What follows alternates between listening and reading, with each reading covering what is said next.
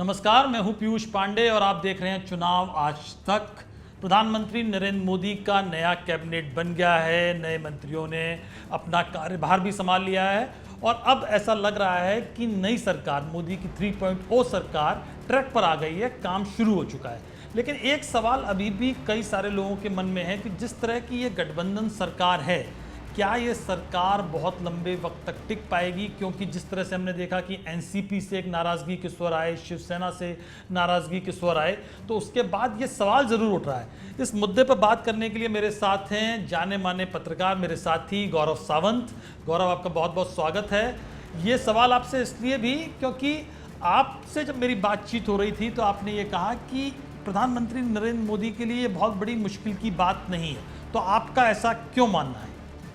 देखिए, मेरा ये मानना है और मैं लगातार, क्योंकि विदेश मंत्रालय और रक्षा मंत्रालय में अधिकारियों से संपर्क में भी रहता हूं, एक तरह से इस बीट को हम लोग देखते भी हैं। तो आप G20 समिट को अगर आप देखिए तो G20 समिट एक तरह से एक कोएलिशन की ही तरह होता है और सभी ये कह रहे थे कि भारत में जो G20 समिट था वो सबसे सफल G20s में से एक और एक रिजल्ट ओरिएंटेड अप्रोच के तहत G20 हुआ था और उसमें बहुत वहां से टेक अवेज निकल कर आए थे। और अगर प्रधानमंत्री नरेंद्र मोदी G20 में अलग अलग देशों के राष्ट्राध्यक्षों को, जिनकी बिल्कुल विपरीत सोच है, उनको एक मंच पर ला सकते हैं, उनके साथ अपना काम चला सकते हैं, तो एक कोएलिशन चलाना, क्योंकि अगर लक्ष्य आपका निर्धारित है तो आप हर तरफ से उसी लक्ष्य को साधने का प्रयास करेंगे और उसमें G20 में उनको सफलता मिली। उम्मीद यही है कि उसी ट्रैक पर घर में भी उनको सफलता मिलेगी। लेकिन गौरव, वहां पर क्या है कि स्किल हो सकती है कि आपने अलग अलग देशों के राष्ट्राध्यक्षों को साधा और उनको एक रिजल्ट ओरिएंटेड वहां पर काम किया, लेकिन यहाँ पर मसला दो तरह का है। यहाँ जब घर की बात है तो एक तो अलग अलग स्वार्थ हैं अलग अलग क्षेत्रीय दलों के, जो उनको अपनी पॉलिटिक्स जिसके आधार पर वो निर्धारित करते हैं, और दूसरा ये कि हर दल की कुछ दूसरे दल से भी पॉलिटिक्स डिसाइड होती है। तो मतलब ऐसा सिर्फ नहीं है, जब G7 या G20 की बात करते हैं तो अगर प्रधानमंत्री मोदी हैं और किसी दूसरा राष्ट्राध्यक्ष है तो उन दोनों देशों के आपसी संबंधों पर ज़्यादा बात है, लेकिन यहाँ पर पॉलिटिक्स बहुत संकीर्ण हो जाती है। तो आपको लगता है कि जब बहुत संकीर्ण राजनीति हो रही हो, एक एक सीट का मसला फंस रहा हो, एक एक सीट पर लोग नाराज हो रहे हों, पोर्टफोलियो पर नाराज हो रहे हों, तो उसकी तुलना G20 और इसकी तुलना की जा सकती है? अल्टीमेटली सबका गोल क्या है?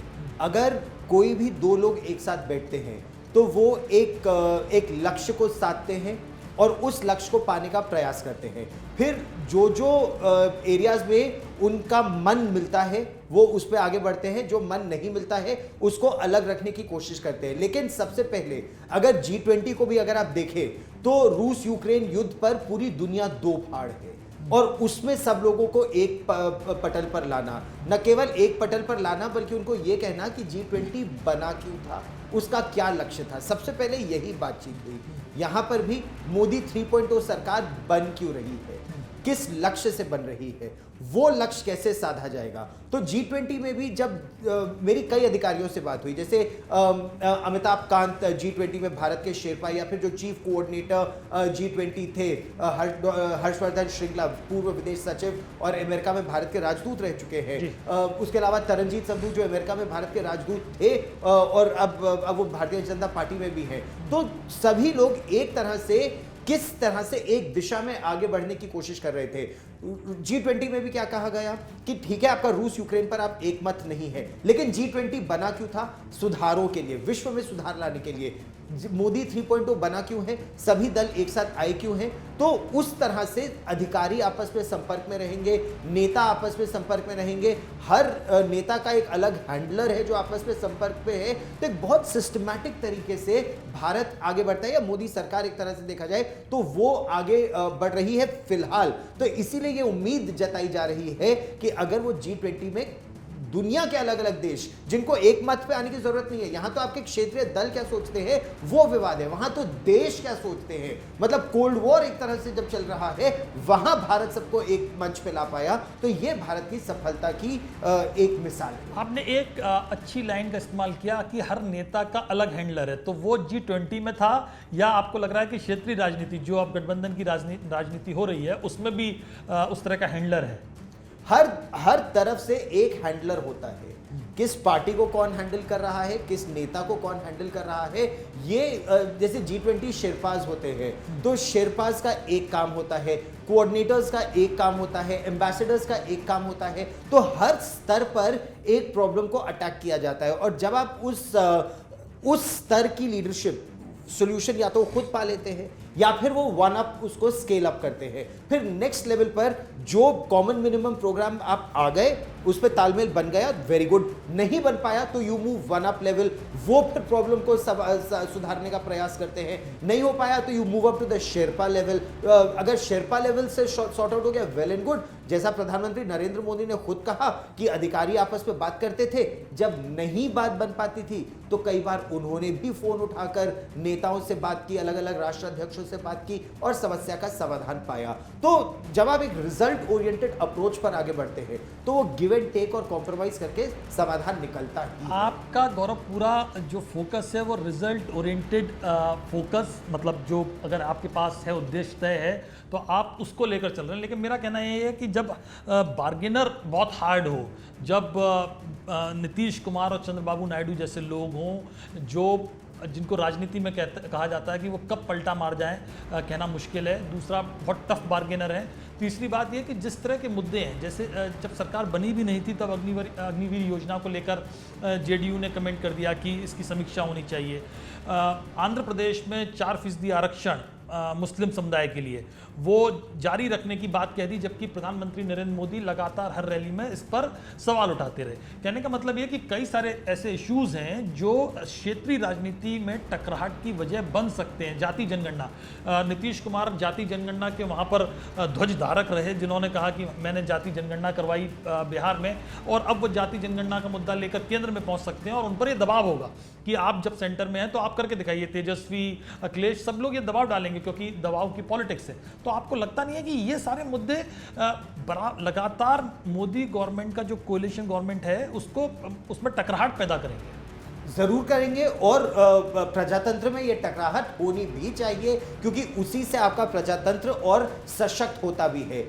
अग्निवीर का आपने जैसे एक मुद्दा उठाया, अग्निवीर का मुद्दा जब से ये स्कीम आई इसके कुछ बिंदु ऐसे लेकर है जिसमें लगातार इसका विरोध हुआ, और कुछ विरोध सेना के अंदर से भी हुआ। कुछ कई अधिकारियों ने कहा स्कीम अच्छी है लेकिन कॉम्पेंसेशन का एक मुद्दा, या अगर अग्निवीर की युद्ध में मृत्यु होती है तो उसमें उसको क्या मिलेगा, उसके परिवार को क्या मिलेगा, इसको लेकर कुछ मुद्दा। तो मोदी 3.0 के आने से पहले ही रक्षा मंत्रालय में अधिकारियों का ये कहना था that some parts of the scheme are being relooked, और army chief general Manoj Pande जब मेरे शो पर थे तब उन्होंने भी कहा था it's a pilot project, it's a work in progress, और जहां जहां सुधार की आवश्यकता है उस पर निरंतर सुधार होगा। तो चाहे ये विपक्ष का दबाव हो या एलाइज का दबाव हो या विद इन द सिस्टम सुधार हो, अल्टीमेटली अगर उससे सेना का और देश का लाभ होता है तो वो सुधार होना ही चाहिए। एक मुद्दा तो अगर इस पे सरकार वो सुधार लाती है तो सरकार को ये सुधार लाने की आवश्यकता है। आप एक और चीज अगर मैं फॉरेन पॉलिसी से भी देखूं, जब नरेंद्र मोदी सरकार बनी थी तो उन्होंने बहुत प्रयास किया कि न्यूक्लियर सप्लायर्स ग्रुप में भारत आ जाए, पुरजोर प्रयास किया, चीन को साधने का प्रयास भी किया, हर तरफ से कोशिश की, लेकिन उसमें सफलता नहीं मिली। तो क्या भारत उसके बाद निराश हुआ? नहीं हुआ। भारत ने फिर अलग तरीके से प्रयास करना शुरू किया। तो डिप्लोमेसी हो या डोमेस्टिक पॉलिसी हो, निरंतर प्रयास टू अचीव समथिंग इज एक तरह से इस पे आगे बढ़ने का प्रयास होता है। सफलता कई बार मिलती है, कई बार नहीं मिलती है। जाति जनगणना के मुद्दे पर, अच्छा फिर आपने दोनों ही एलाइज की बात की, चंद्रबाबू नायडू की क्या इमेज है? 1999 के चुनाव के समय या उस दौरान भी ये कहा जाता था that he is like a CEO, वो सीईओ की छवि वाले आदमी है, यानी वो सुधार चाहते हैं। नहीं, वो आंध्र लेकिन प्रदेश गौरव, को मैं और आपको टोकूंगा जी। कि सीईओ वाली इमेज है, उन्होंने आईटी में बहुत काम किया। जब हम कहते थे कि भाई साइबर हब आंध्रा को बनाया, वो सब किया, लेकिन जिस तरह 2 साल पहले वो मोदी को कोस रहे थे और नरेंद्र मोदी जिस तरह से नायडू पर निशाना साध रहे थे, आप देख रहे होंगे कि वो सारे क्लिप्स वायरल थे अभी, और इसको आधार बनाकर ये कोशिश की गई विपक्षी दलों द्वारा कि इनमें खटास पैदा की जाए। वैसे ही मालदीव्स भारत को लगातार बुरा भला भी कह रहा है, इंडिया आउट भी कह रहा है, और क्योंकि मालदीव्स को भारत की जरूरत है तो वहां के राष्ट्रपति मुइज़ू प्रधानमंत्री नरेंद्र मोदी के स्वेरिंग इन में आए भी 3.0 में, और उनको अभी आर्थिक मदद की आवश्यकता होगी तो फिर भारत के पास आएंगे। तो केवल एक पाकिस्तान को अगर हम अलग रख दें, क्योंकि मैं ये मेरा मानना है कि एटलीस्ट एलाइज के साथ भारत पाकिस्तान जैसे संबंध नहीं है, या भारत चीन जैसे, भारत चीन में तो फिर भी बातचीत हो रही है, लेकिन भारत पाकिस्तान जैसे नहीं है। तो भारत पाकिस्तान आप अलग रख दीजिए। अगर आप चंद्रबाबू नायडू को भी देखें और नरेंद्र मोदी सरकार को भी देखें, चंद्रबाबू नायडू को अगर एम है कि आंध्र प्रदेश को एक बहुत बहुत विकास वहां पर लाके उनको उसको डेवलप करना है, तो उन्हें नरेंद्र मोदी की आवश्यकता है। नरेंद्र मोदी को उनके 16 सांसदों की आवश्यकता है, और आंध्र प्रदेश की टेक्नोलॉजी की में सुधार में भारत में निवेश की आवश्यकता है। तो ये एक विन विन कॉम्बिनेशन है। बिहार को देख लीजिए, नीतीश कुमार को सुशासन बाबू कहा भी जाता था, ठीक है, बिहार में एक आर्थिक स्थिति हो या फिर बिहार में लॉ एंड ऑर्डर हो, ये दोनों ही एक बहुत बड़ी समस्या रहे हैं। अब ऐसे में अगर बीजेपी और नीतीश बाबू एक साथ आते हैं, आपके आने से क्या उसमें सुधार आता है? क्योंकि नीतीश बाबू का भी भविष्य ज्यादा सुरक्षित क्या विपक्ष के गठबंधन के साथ है या बीजेपी के साथ है, वो खुद भी देखेंगे। तो जैसे इंटरनेशनल डिप्लोमेसी में कहते हैं, there are no permanent friends, there are no permanent enemies, there are only permanent national interest. इसी तरह राजनीति में भी there are no permanent friends, no permanent enemies, only permanent political interest. तो अब यह देखना है कि नरेंद्र मोदी से ज्यादा हित सधेगा नीतीश कुमार का और चंद्रबाबू नायडू का, या फिर विपक्ष के गठबंधन से। और अगर नरेंद्र मोदी से सधेगा तो वो दोनों इसी गुट में रहेंगे। ये बड़ी लाइन आपने की, आंध्र का खजाना भी खाली है और अभी चंद्रबाबू नायडू को कम से कम आर्थिक मदद की सेंटर से बहुत आवश्यकता है, और शायद ये आवश्यकता उनको काफ़ी दिनों तक केंद्र के साथ बांधे रखे। उसके बाद देखना है कि किसका हित ज़्यादा सत्ता है। आखिरी सवाल गौरव आपसे कि सीसीएस में कोई बदलाव नहीं मोदी कैबिनेट में किया गया, कि जो बड़े मंत्रालय थे, चाहे रक्षा मंत्रालय, विदेश मंत्रालय, फाइनेंस मिनिस्ट्री, तो आप इसको किस तरह से देख रहे हैं कि जो ट्रैक पर थी भारत वो सबसे बेस्ट चल रहा था, इसमें कोई ज़रूरत नहीं थी, या आपको लगता है कि मोदी जी अभी कुछ बदलाव ना करके छेड़ना नहीं चाहते थे, मतलब वो थोड़ा सा डिफेंसिव मोड में थे? देखिए, रायसीना हिल, कोई भी अगर पार्टी मजबूत है तो वो अपने कोर को बिल्कुल नहीं हिलाएगी, ना वो अपने कोर को हिलाएगी, ना वो अपने मुख्य एजेंडा को हिलाएगी। ये मजबूत है। और अगर आप देखें तो 206 सीटों के साथ डॉक्टर मनमोहन सिंह हो रहे हो, या फिर उससे पहले 145 सीटों के साथ, तो जब कांग्रेस उन नंबरों के साथ चला पाई थी, तो यहां तो इनके पास 240 है।